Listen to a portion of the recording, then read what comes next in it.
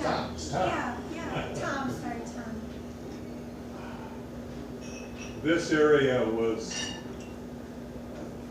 very different years ago. There were a lot of big families. There aren't anymore. But the big families all trusted sending their kids down to Leon because we knew it was a well-supervised program that was teaching good values to the kids. And we benefited. Granted, in the beginning of our kids, they didn't allow girls in the program. Thank God that changed. But in many directions, thank God that changed. But we don't have that opportunity now. And it's so sad for the families that are here. They may only have 1 or 2 or 3 kids compared to our, well, the Burns family with 21. But, Nobody compares to the Browns. The Cowards did their part. but if we have to find some political answers to get the program back. So it's not just raising a few bucks and buying a canoe or things of that sort. And yeah, some of us are working on the Alderman's Committee to figure out what to do with the building, which needs work. But to get a long-term solution for the program, politics, not only of the city but of the Park District, have got to be cracked somehow. So we need to cultivate some political allies. Yes. I don't know who that is, but boy, do we need help. Very awesome. That would be a good one. Yep. And Pat O'Connor. Pat O'Connor.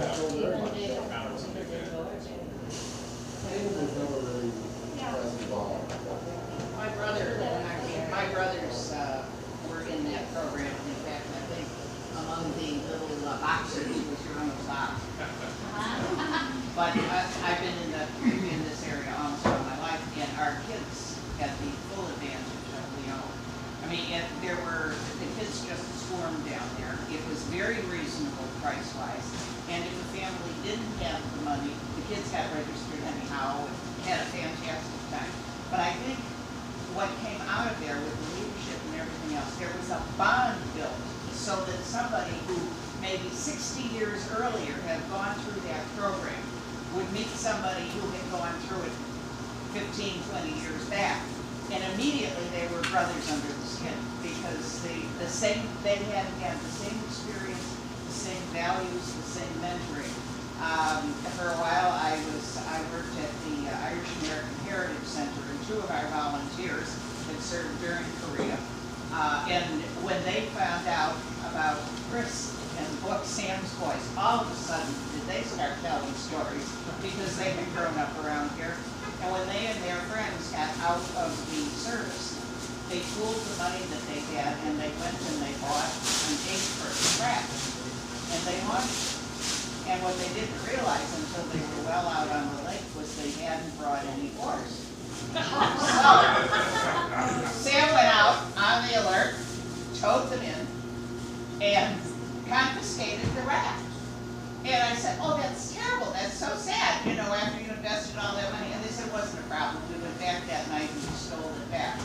But the other thing I think that surprised Chris when he got into that was that somebody, I mean, there were all those important, no quotation marks around them, in Chicago, that when you went in to interview them, they'd say, hold my calls, and give him hours of stories about Sam and what they had gone through.